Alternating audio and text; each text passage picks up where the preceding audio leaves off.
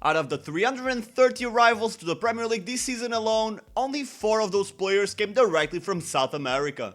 And with the exception of Murillo, their impact has been very little. To make it worse, this isn't simply a coincidence. It appears that throughout the years, most English clubs avoid buying directly from South America, which then stemmed the myth that if you're a top club, you should always buy from more well-established leagues. But you see, I don't take myths as facts, so in this video, I'll analyze this claim and see if the Premier League clubs are actually right, or if their strategy is simply based on prejudice. But before we start, if this isn't the first time watching Thorn FC, please consider subscribing. With your help, we've already achieved 2,000 subscribers and now it's time to aim at 10,000.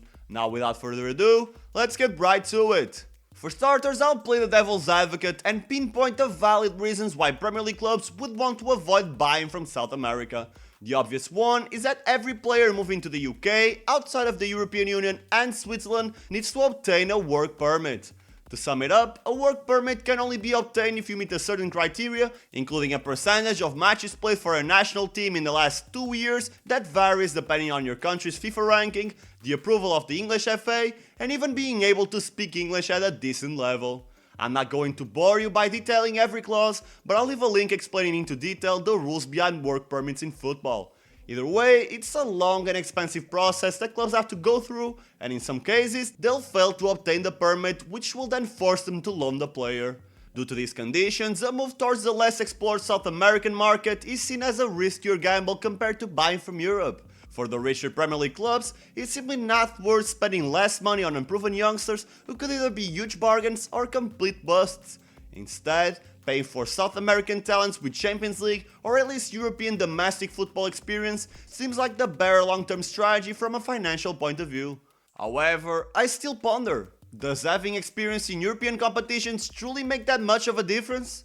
Many European players from different leagues flop when they have a taste of Premier League football, so why should South Americans have to prove their worth more than the Europeans? Well, to be quite frank, the tactical level of every South American league is below the level of European B-tier leagues like the Belgian, the Dutch, and the Portuguese. So although the combo leagues produce highly skilled homegrown talent, they're essentially big fish in a small aquarium. They're allowed to make mistakes without putting their club in jeopardy, well, because everyone is making mistakes. Furthermore, since the competitive level is lower than any of the top 5 leagues, it's kinda hard to know for sure how will a player from South America be mentally. Does he know how to deal with immense pressure? Can he deal with the horrible weather? Is he willing to work extremely hard to rise and stay on top? Until they go through the European experience, you will never know. I know what you're thinking though, this is literally prejudice. South Americans are being denied opportunities due to factors completely out of their control, and it's a fact that many players have succeeded when they were given the opportunity. Martinelli, Gabriel Jesus, Richarlison and Alvarez have had decent Premier League careers, despite lacking prior European football experience. But then again, with the exception of Martinelli, those weren't really unknown prodigies. A more realistic comparison would be a compiled list of signings directly from South America across multiple seasons from one of the best Premier League clubs, Liverpool. Looking at those names, I wouldn't be shocked if you only recognized a few, considering that only Lucas Leiva had a solid Premier League career. So, should Premier League clubs ditch the South American market altogether? No, not at all. Despite what I just told you, I believe that continuing to leave those markets unexplored is terrible for the South American players and for football in general. Richer clubs like City, Chelsea or United should invest in a quality scouting system to find talented youngsters that actually fit into the team's playing styles. If they're not good enough in the short term, they can always be loaned out to other European clubs. And even if they never reach the expected heights, they can always be sold for a profit. That increased flow of money would hopefully aid the development of South American infrastructures, which in turn would increase the league's level and the number of future superstars coming out of the continent.